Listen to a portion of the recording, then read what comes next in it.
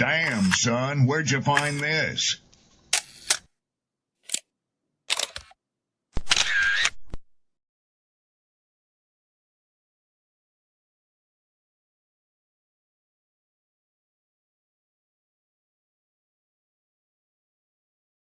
People don't be offended by the truth. They be offended because you called out the truth. Simple as that. They don't want to hear any other narrative that makes them look bad. And one thing I can't stand at this big grown age is somebody who act like cause and effect does not exist. Like, yes, your actions caused this outcome. Yes, what you did lit the match. Like, why are you surprised and playing victim? Guys, Chico, they never lie. That's how you know somebody doesn't respect you. They listen to reply, not to be understood. They cut you off. They minimize what actually matters to you. They laugh at your boundaries, and then they call you sensitive when you try to hold the line. They show up late. They cancel last minute, forget the things you've told them, because in their world, your time, your energy, even your voice aren't a priority. They're just an option. You see, there are two kinds of people. Those who adjust when they realize they've actually hurt you, and those who expect you to adjust so they don't have to change. You don't need to be disrespected loudly to be disrespected deeply. Sometimes you'll see it. It's just in their tone, in their patterns, in the silence after you're known. Respect isn't what they say when they're watching. It's how they act when they think you'll tolerate it.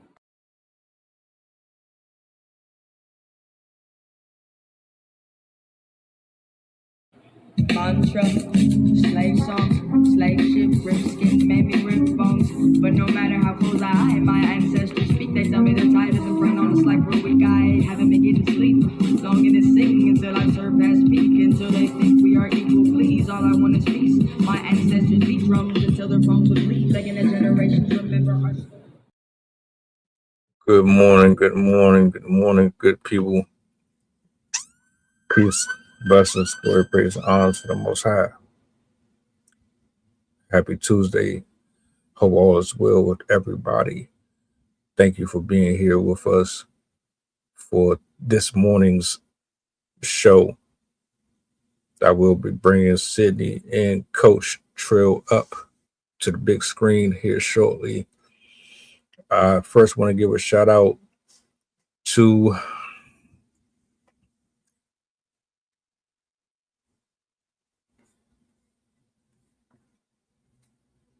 Gotcha. Hold up. 1 sec.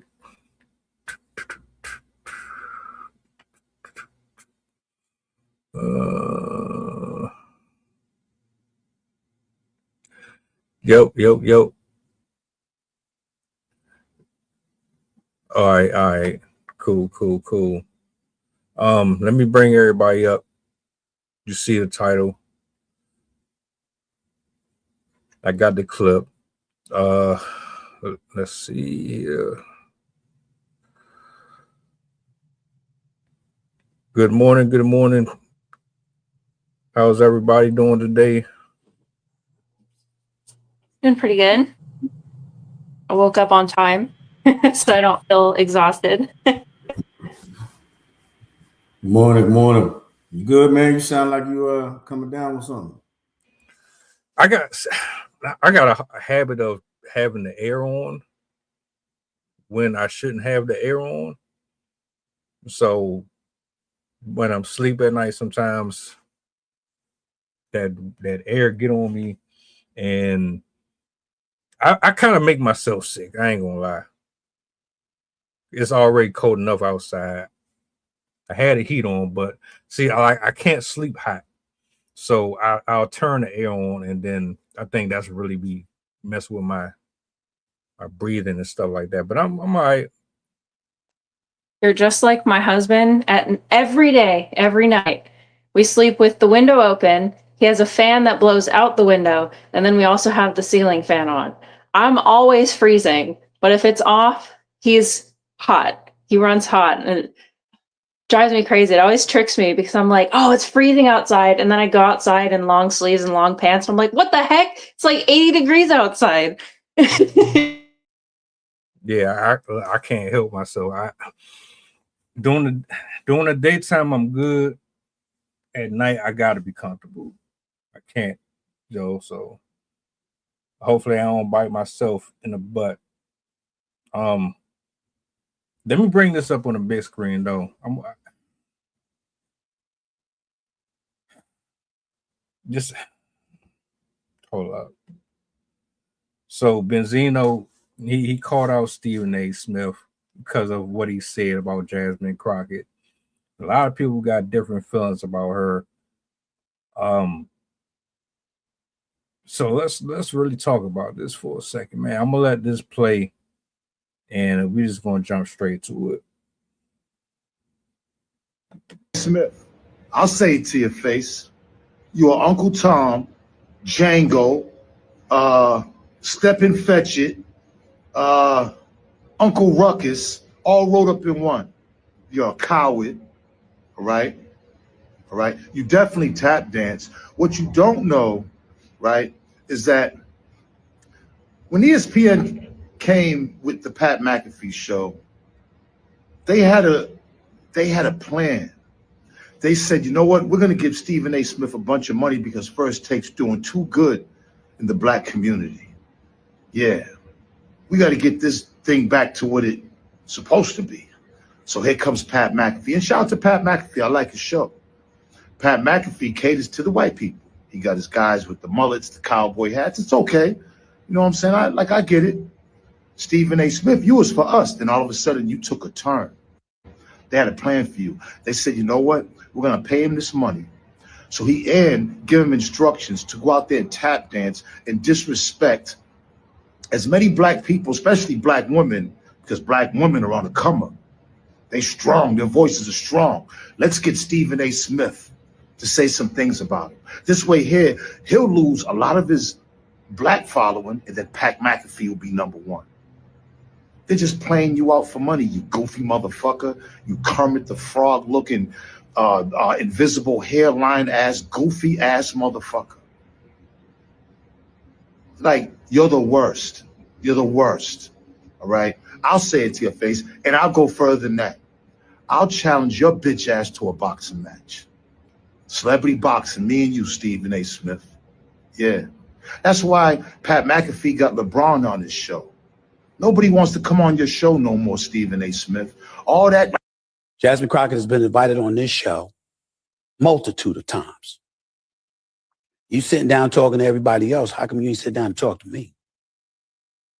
Scared of what I'm going to ask? I don't know. I have no clue. But if you're going to say something like that about somebody, hell, say it to their face. Hey, Stephen A. All right.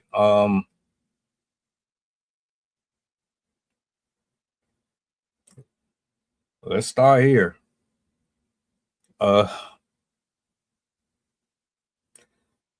Let's address what Benzino said first. Is Stephen A. Smith a plant? Is he a sellout? Any thoughts on his statement? Minus the insults, I'll say he has some valid points. That seems to ring out throughout our community and throughout the people that are in a position to quote unquote bring some light or share some light on some things. But again, also, if you look at the trajectory of Stephen A. Smith, I don't think he's focusing on sports anymore. He's looking into politics. He's looking into just building his own brand. So it just seems to be on par with what everybody else is doing. He's definitely among the, I mean, honestly, I'm probably a bit biased with this, but I don't trust the media in general. I mostly source my news from experts on YouTube, experts on social media that are putting information out there, because like all of the main news media sources, I'm not going to say their names, but we all know which ones they are. I just don't trust them because, one, they're huge conglomerates that are there for ratings. So they're going to report on the stuff that will get them money and not really the things that will benefit people. They'll report things in a way that's passive and non-offensive because they don't want to lose their viewers. They don't want to upset their stakeholders. They don't want to bother the CEO.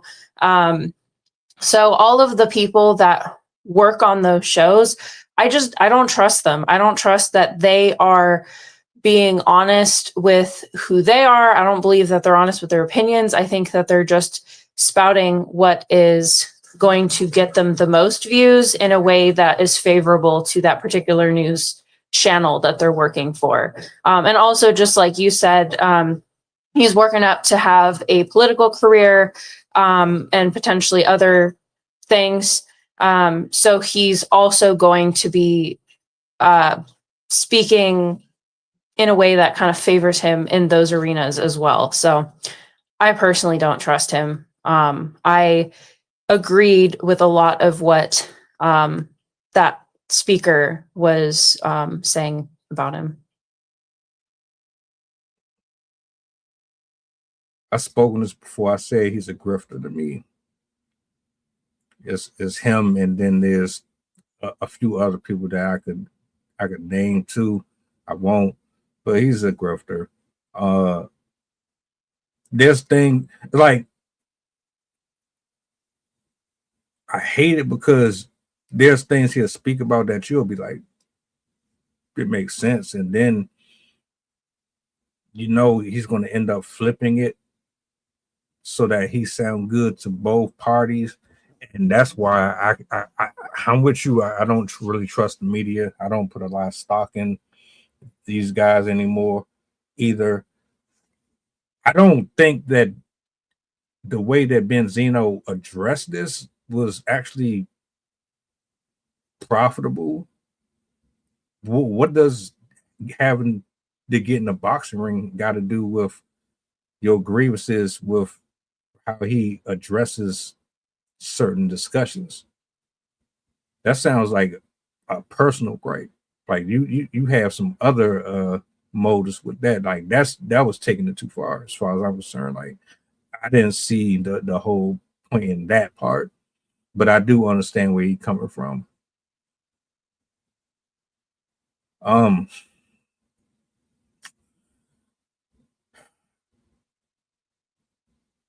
He made some comments about Jasmin Crocket because she has a different stance on Trump, and he tried to get her on the show because he wanted to sit down with her. Never happened. He feels as if she's being counterproductive with her style and her approach. He's essentially saying, I hear you, I understand that you're angry and that you're trying to speak for the people, but the way that you're attacking Donald Trump and the way that you are antagonizing and coming at these people is not going to get it done. And so I think the chastisement that he gave her is interpreted as he's shaming or has a history of shaming not only just her specifically, but any Black woman that has a different opinion or view in the political game. So how much do we really know about Jasmin Crocket?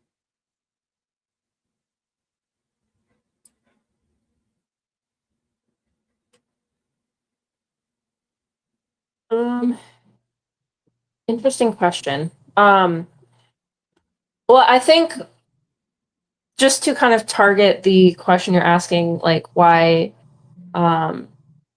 like is she being counterproductive? Why do people not like her potentially? I think one of the things that is different about her than we've had in quite a while is she's the type of politician that is basically willing to call it out as she sees it. A lot of people don't like it because, I mean, for one, we're in an incredibly divisive society or country. right now. And there's a lot of people that are not on the same page.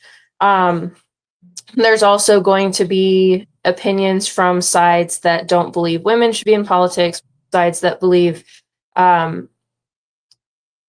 people of color should not be in politics. But I think there's also people that don't respect her because they think her views are contradictory.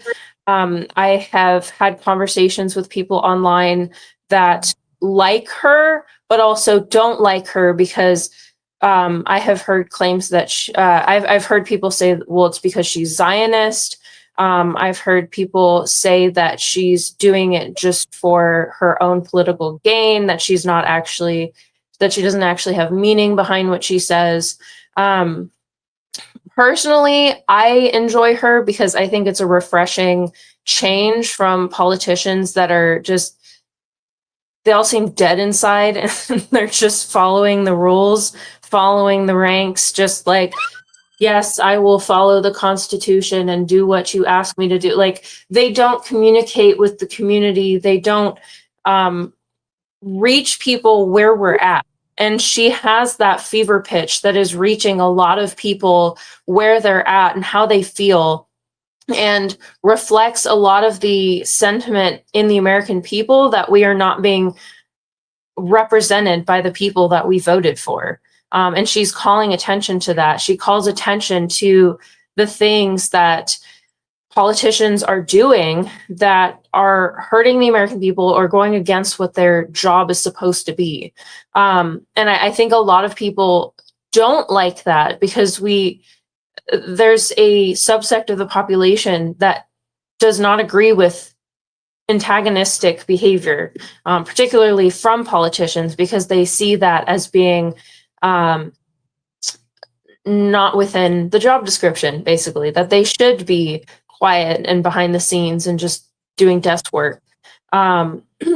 So I can't say for sure if we know the true Jasmine, but I think honestly it comes close to who she is as a person, because to exhibit those types of emotions with that type of vigor, it has to be something that you're pretty passionate about. It's quite difficult to fake enthusiasm and fake your passion for a particular thing. So I think honestly we've just struck the whole political system has struck a nerve with her, and we're just seeing her outcry against everything that's happening. Yeah.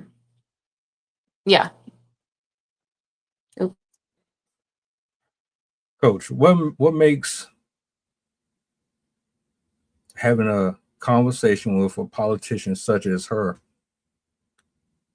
on a small platform different from having this conversation on a major media platform? What makes the conversation different? I have no idea, but it depends on whose the platform it is, and I guess how they go about as far as for the rules and regulations that they have, and the biases, non-biases, and what type of message that they're trying to get out there with that platform versus the larger platforms. They are bound to, sponsors, different people that support them and make donations and different parties and things like that. So again, a small platform could be doing the same thing. I have no idea, but it just depends on who the individuals are, what their motives and their intentions are. But those are some things that can be looked at from the outside looking in, and you can make an assumption, but I have no idea on what makes them different. It also depends on the leaning of the show as well. If it's more moderate, they're going to cater to both sides, and they're going to give like, well, there's this, but then there's also this. But if it's more leaning towards one side or the other, then they're heavily going to favor the information to the one side. Whereas I think ones that are not catering to a certain demographic and are sharing the information to get the information out there, as opposed to what the sponsors want, what the CEO wants, whatever, They're more likely to tell the information as it is and give multiple different interpretations of that information for the viewers to come to their conclusions based on the information available.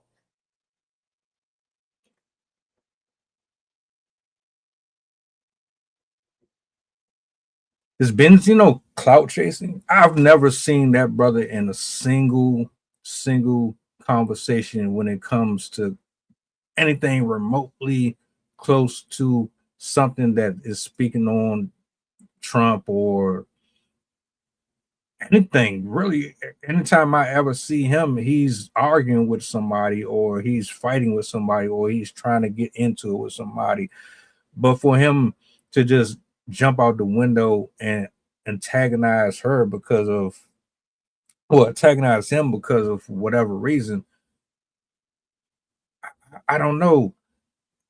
It just feels like people just be coming out of the thin air just with issues, but it feels scripted. It really does feel scripted. And look, I don't really know her like that, and I don't really know the history that Stephen A. Smith has following these people.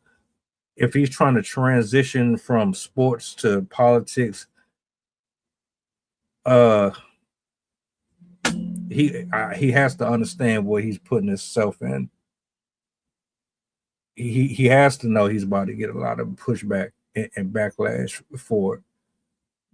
Anybody who's looking at this with a clear set of eyes, they know that there's a game that's being played and you're trying to please both sides and you can't do that. Is it possible?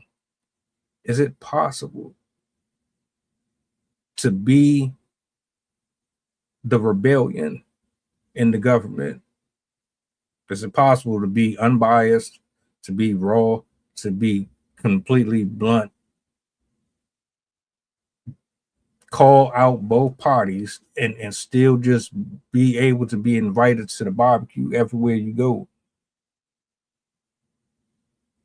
Because if Stephen A. Smith is saying that she's on some BS, Benzino saying he's on some BS, who's really telling the truth? Who's really being honest? Who's really for the people if that's the case?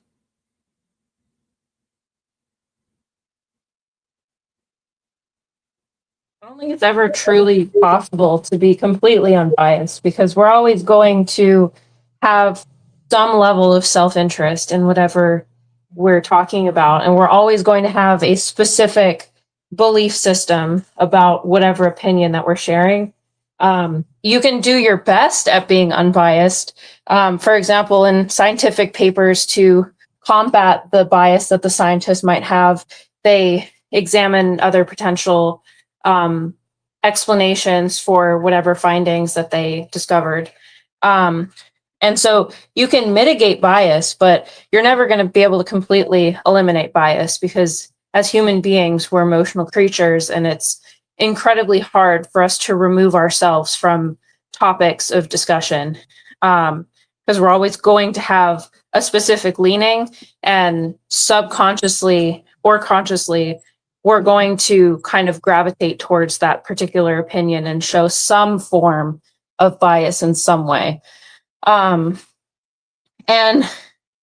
I think, unfortunately, my answer for the who's right is they both believe they're right. And there's going to be groups of people that believe those people are right.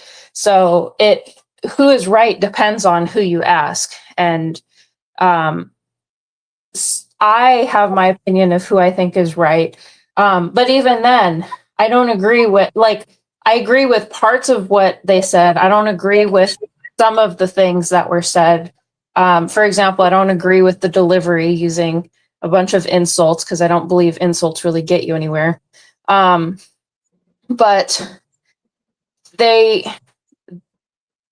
in some respects, they both have points that are true.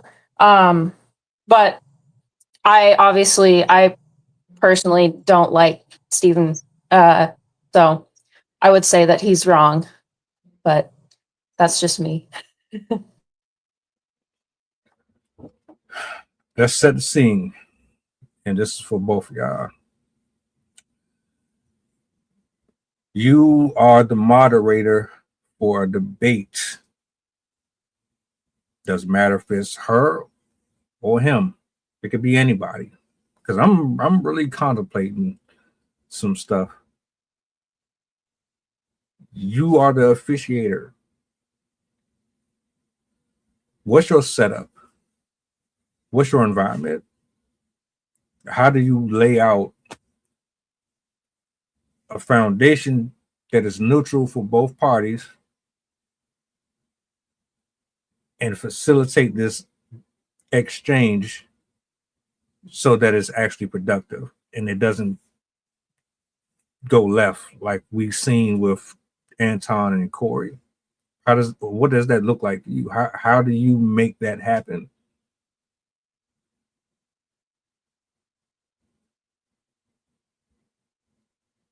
Don't matter who go first. I'm just asking in general. I think one of the things that's really important is making sure that both individuals have space to give their answers without the other person immediately attacking the things that they have to say.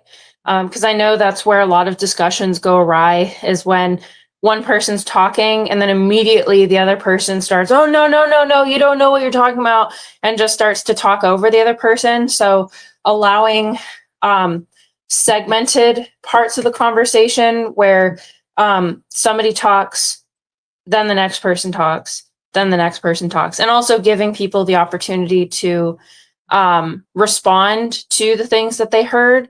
And then also having ground rules set for, like, you cannot insult people, you cannot mock them.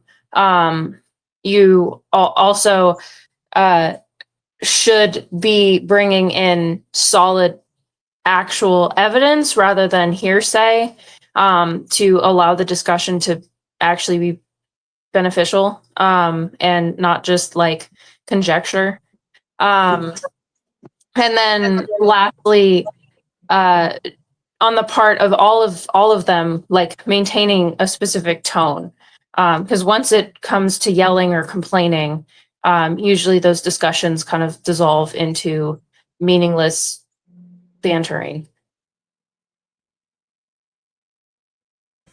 Yeah, I mean, you're talking about people that work on a news show. So the way they typically go about setting up a moderator and a moderating facility and operation. So I don't think that's something that, that we need to kind of focus on with them, because they're professionals in that realm, between being journalists and as well as politicians. I mean, they're subject matter experts in those fields. So whichever one worked for them and whichever thing that they agreed on, and the network that they agreed to, or the platform that they agreed to display it on.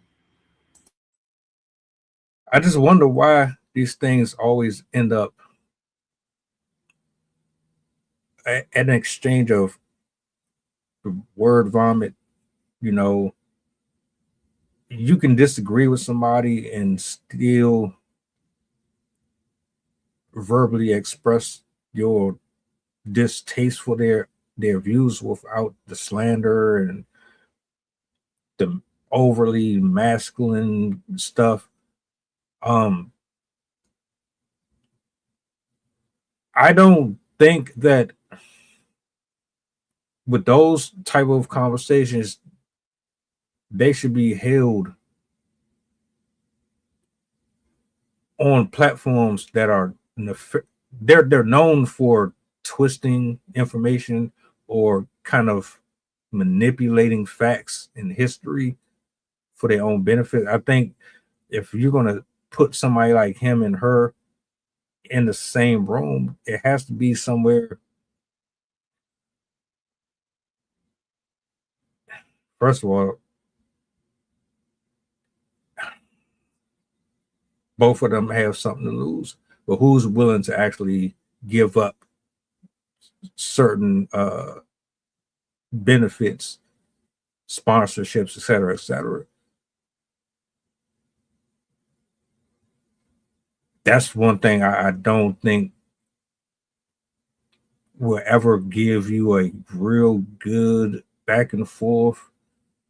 If you got friends in high places and you make money with these people and you break bread with them, it's going to be harder for you to really talk how you want to, because you don't want to hurt nobody's feelings and you don't want to step on nobody's toes.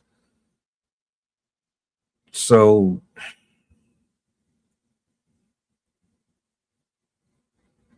I don't know. I don't know. I would rather you be in a space with somebody who don't have no ties to you. Like, I ain't on speed dial for you or her, and I could say, yeah, he right, you wrong, or I could be that way with both of y'all. I don't have no invitations to a birthday party and no shit like that. So that's just me. But yeah.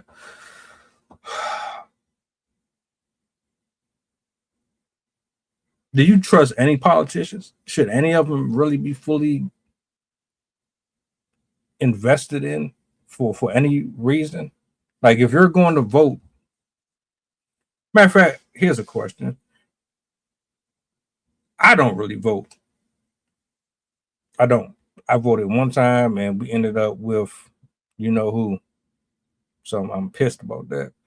But I know it's going to sound oxymoronic, but if you're going to vote, are you voting because you believe in the person, or you're voting because they just seem like the lesser of two evils, or you just know based on the information on the person that gives you the reason to vote for them? Or do you, matter of fact, do you think people are voting for the right reason, or they're just, let me go ahead and do this because I like them? But you said you only voted once. So what's the reason for you not voting, and what's the reason that motivates you to vote the one time? I voted because I didn't want the person in office not to be in office. Well, do you think that was effective? Hell no. Nope. Nope. So it sounds like you got into the voting process reactively versus proactively, not necessarily doing all the questions that you're asking. You know what I'm saying? The due diligence on who you're voting for, looking at the causes, how it affects you in your community, your environment. I'm assuming you voted for the president and you skipped all the other branches and all the other elections leading up to the presidential election. You know, your local government, your local community, and all those type of things. So you probably should get involved at the level of your understanding is what you probably should do, and stop looking to social media and other platforms to be educated. Go out there and educate yourself and figure out what interests you in your community. Because if you don't even know what you're voting for, you can't talk shit about the person that you didn't or you did vote for.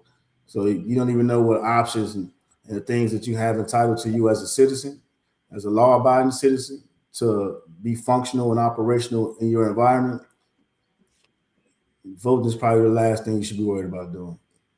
Go get educated first, because you're just as dangerous as somebody else who's not educated. It's like having a gun and not knowing how to operate it. You're pulling the trigger and don't know where the safety is. You know what I mean? You don't know who the actual target is, who the enemy is. So you're probably just as dangerous as somebody that didn't vote. So I would say go out and get educated, so that way you can make an informed and educated decision first and foremost. See, I have to agree wholeheartedly with that, because one of the things with staying civically involved is, one, you understand what your community needs, which will affect you. And you'll also understand where your place is in society, what your rights are, and the possibilities that you have as a citizen to enact change that you want to see. Because a lot of people are complainers, where they go on and on and on about how much they hate XYZ and how much they wish that it could be different, but they don't actually get involved. They don't do anything. They don't try and figure out how to, or they don't try to work with their community to see how can we fix housing, how can we fix income, how can we fix food accessibility, healthcare, all this stuff. And I think, unfortunately, right now, we are starting to see, we're in the midst of seeing what happens when people are not civically engaged. Because eventually, people who are very well aware of how the system works are going to be like, oh, look, they're not paying attention. So we can come in and change the system to make it benefit us, and no one's going to notice. No one's going to do anything. And we saw that in this past election, where part of the reason why he won was because a huge sect of the population didn't vote at all. They didn't participate. And we also are having a lot of people now that are essentially waking up and being like, wait, all of this happened and I didn't know, when we could have if we were involved at lower levels, understanding who our state representatives are, understanding who our mayor is, who are other all the other politicians that exist. There's so many smaller ones that have a huge impact on where society goes. And most people, they couldn't even name who their mayor or state representative is or what they support. So it's our jobs. I mean, we're in a democracy. It's ruled by the people. So it is our responsibility as the people to understand what laws we have in place, how it's supporting us or not supporting us, so we can make the best decisions for us, our families, and our future, basically. So yeah, it's super important to understand your laws and how they affect you and all of the different things that are in play that affect our day-to-day lives, how we live, how we work, how we eat, everything. So yeah, I wholeheartedly agree. We have to be involved if we want any sort of progress. Which leads me to my next question. With everybody who didn't vote, which I agree with both of you on, does that mean the people that did vote are just as uneducated? I mean, given the circumstances and what we've been seeing over the last couple of years, their decisions and their choices haven't really been very favorable to us either. Yeah, you keep speaking in generalities. You're saying they, them, and for us. So if they voted, then is it favorable for the people that voted, or is it, or you got to provide some type of example? Because if I go out and vote and you don't vote, I don't care if it's favorable for you. So what do you mean?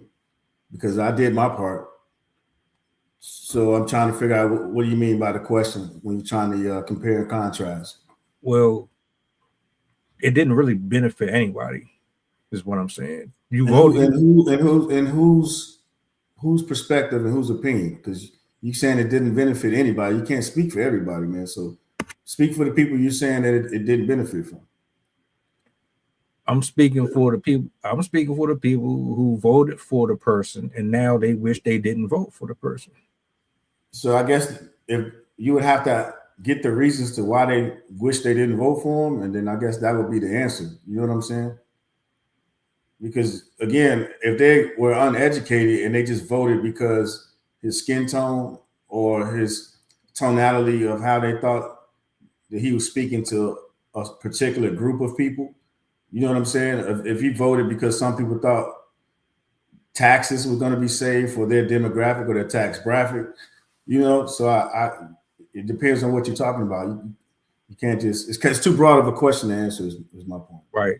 Now, see, what I'm referring to is people just voting because they like the person or they don't like another group of people, so they vote for that side just because of this and that and the third. They don't really. Then that would be the success right there. I don't like him, so I'm voting for you. That's a success. Now, if you're talking about anything else after that, that's something completely different because that just answered that one particular thing. I don't like you. I just want to make sure you don't get in office. And I made a decision on this. Okay, well, it was successful. you didn't get in office. If that was, you see what I'm saying? Before we start moving and pivoting to, moving the goalposts to other things, because now is there other things that you didn't want or that you didn't account for? Very well may be true, but again, if that's the only reason, just like people didn't want Kamala, right, because she was a woman, or just because she was considered to be a woman of a certain minority or a certain ethnicity, and they didn't want her in office and they wanted Trump in office, then, I mean, technically you got what you wanted. Now, all the other stuff that comes with the intangibles that you didn't probably factor in, that's something completely different. But to answer your question on that part, yeah, they got exactly what they want. They just don't like the repercussions that came with their choices. I think a lot of kind of playing off what you were saying for like generalities. I think you asked if the people who didn't vote, or I forgot exactly how you worded it, but if they were educated or not. And I think there's different levels of being educated. There's some people that do a bunch of research into it. They weigh both sides of the issue. They try and understand both candidates or all of the candidates to the best of their ability. They do research on both sides of the aisle to try and get a balanced view at what involves that particular candidate.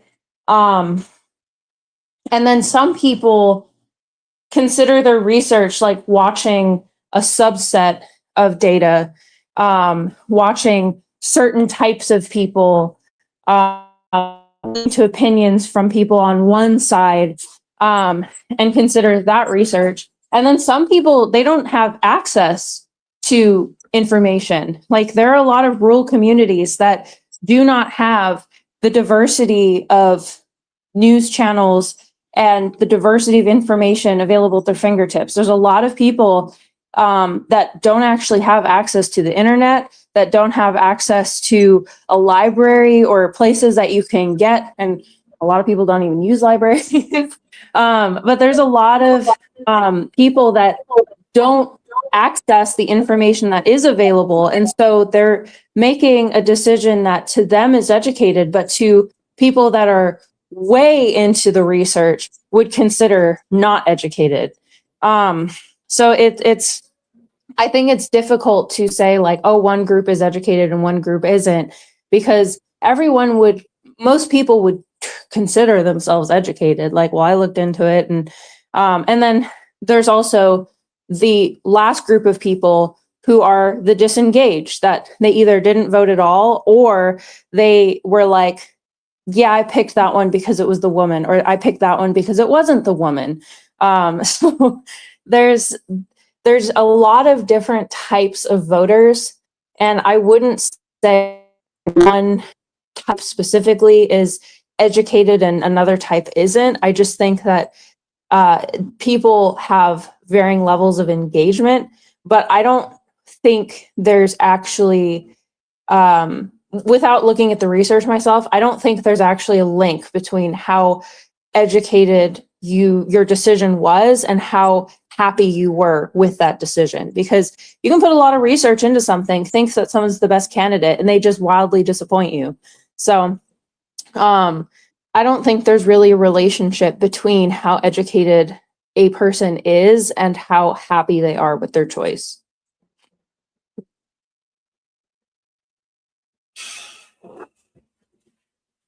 I didn't like his ass, so I didn't vote for him. Shit, it is what it is, and I take full responsibility for my lack of knowledge on certain subjects. I should know better. You know, that's why I brought that up. You know, because there's a lot of people that are like me, and they're probably worse than I am with it. Like, I can go and just do it's not hard. It's just my problem is I don't really trust none of them. So it's hard for me to. It's like I didn't trust Hillary, I didn't trust Kamala, and it's like I don't trust none of them. So I really don't want to pick anybody. But it's like, come on, you got to pick somebody, brother. You got to pick somebody. So I just, all right, any, mini, money, mo, and it was what it was, and that didn't help any. But I know better now, right? Because I'm not. I don't know how we got there, but No, yeah, I shoot you some bail, man. It's again, I think you got to take everything is subjective, and it's not about liking people, man. You got to figure out. It's just about education because you can't make changes without education. And what's happening is so many people are out here just winging it and just figuring it. I'll just make a decision to go on, and life. You gotta educate yourself in these decisions that you are making and that you aren't making, because it's nothing wrong with not voting for somebody, but if you got a group of people that are educated and share similar beliefs, because a lot of people believe that the best way to stop the system is just to stop voting, period. Because it ain't no lesser of the two evils or the greater of the two evils. They all both wings on the same bird. So it just depends on, again, subjectivity, who you're talking to, and then what's in the best interest for whoever those people that you're having a conversation with. So, surrounding yourself around like-minded people and just getting educated and making more informed decisions versus uninformed decisions, because that's what's hurting us. It's the lack of education and not being informed enough to even not make a decision based on good principles and good reasons.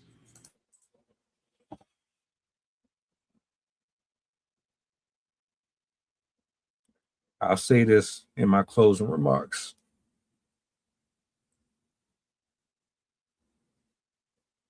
What you see me doing, I'm just being honest. I spent a large portion of my life being reckless with my choices. So me seeing the effects of it has made me hold myself accountable for it. And I want people to understand it's okay to be wrong. It's okay to be ignorant in some areas, but at some point you gotta wake up and you gotta start putting in the work.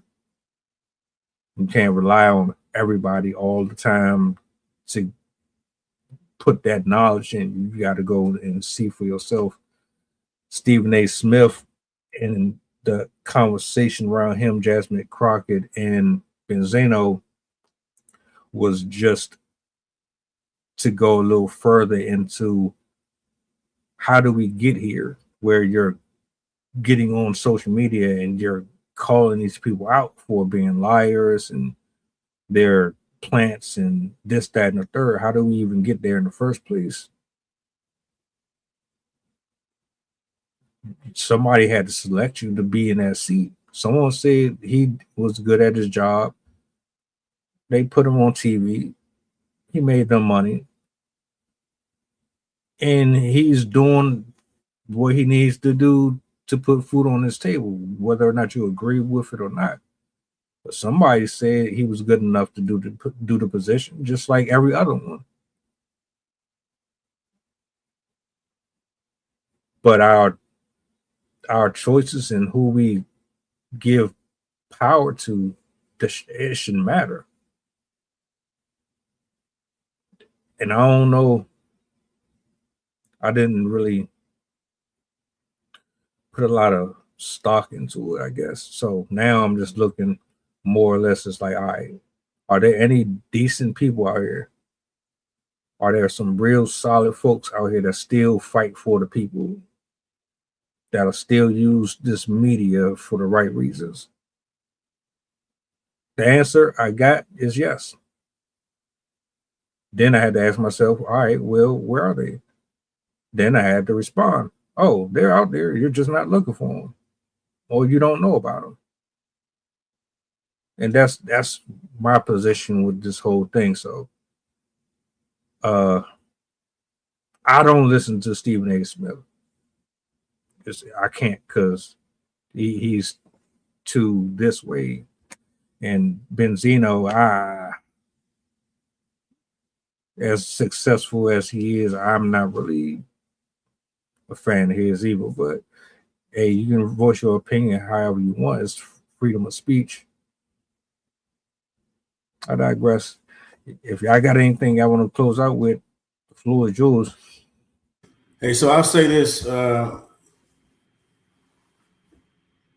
just to piggyback on the ignorant part. Definitely nothing wrong with identifying with that, but it is something wrong with not having that information and not putting forth the effort, because too many times we find excuses when it's beneficial. You know, it's information, like Sid says, at the fingertips, and we should not be speaking on things that we have not looked into and at least tried to formulate a decent experience and to have a logical conversation with, because every chance that you get, you're influencing somebody out there, whether it's in person or online.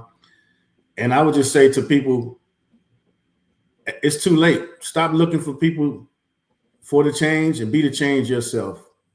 Start with yourself. Stop waking up every morning and seek change from the outside and seek change from within. Because I post a lot of stuff on social media. A lot of people post on social media, and people will click the like button, they'll click the share button. And that's good that we can share that experience or that thought. But that should be the beginning of education or healing, that engagement. If this sparks that light bulb and that curiosity for you to want to think about more, doing more, and being a better version, it takes more than hitting the click button and the like button. You got to actually put the work in. And I just want to say that, especially being halfway through the month of January in 2026, no better time to self-evaluate and look at the years, how we started and how you want to finish your year. So definitely do some self-evaluating and look at the change within and not within somebody else, and start being a better version of yourself today. Peace. Just to kind of ride off that, start with education, because you never want to go into anything blindly. You always, even if you're going to the DMV, like, investigate, do I even need to go because they're doing everything online? Or look into what the wait times are, how to get an appointment. Like, always do research in everything you do, because it's going to save you a lot of difficulty. As simple as a task, but as complicated as a decision about who should run our country. You should always investigate things. And also, don't take things that you do see at face value. That's something that we learn as scientists. Don't just take one article, be like, that's how it is, because there's going to be other people that have done similar research, the same research, that will point to other conclusions, other reasons why that might not be the case. So you always want to find as many different sources as you possibly can. And also verify the sources that you're using. Don't just look at one Reddit post and be like, all right, see, I have the answer. Make sure you understand who you're getting your information from, because there are going to be people that are biased. There's going to be people that are less biased. There's going to be things that are for educational purposes, and there are going to be things that are for entertainment purposes. And all of those things will affect how that information is conveyed to you. And it's really important to understand the origin of the information that you're getting your education from, because it can drastically change how you view the world. This is why conspiracy theories are blowing up right now, because people will see it on a video and be like, oh yeah, see? And then they only look up sources that validate that conspiracy theory, rather than trying to understand the science behind it and why it's probably not aliens. So it's really, really important to understand the information just as much as you understand where that information is coming from and who is parroting that information. And then additionally, voting is only the beginning, or I should say education, then voting. Voting is I would argue, one of the most important things you should do as a citizen of the United States. And honestly, you should practice it because we're very lucky we have this opportunity. Not all countries have that opportunity. But again, as you said, it's not the only thing that you can do. There's so many ways to get involved. And one of the things that I see a lot on social media that I really like to say and promote is be civically engaged in a way that one matters to you, but also speaks to your skills. So if you're somebody that's really good at rallying people around, maybe you could participate in protest or in organizations that speak out about certain issues, or you can encourage other people to vote. If you're really good at writing, then you could get into writing for organizations that preach or teach about things that matter to you or that are important to you. Get involved in ways that you can. Not everyone is going to be able to go out and protest day in, day out, and not everyone is going to be able to run to be a politician. But there's a lot of different roles within the community that allow people to still be politically engaged that don't take a whole career to do. So try and find ways that actually resonate with you, that are within your capacity. Nobody's expecting you to quit your job and become like this super crazy, like involved person. Like there are a lot of small ways that you can still benefit your community, benefit yourself, and stay active in your community without like giving all this time away. So try and find different things that fit within your life that can help you help your community. Shout outs to you both. And shout outs to the people who pulled up today. We'll be back later on this evening, 7 Eastern. Y'all enjoy the rest of your day. Drive safe. And see y'all later. Mantra, slave song, slave ship, rip skin, made me rip bones, but no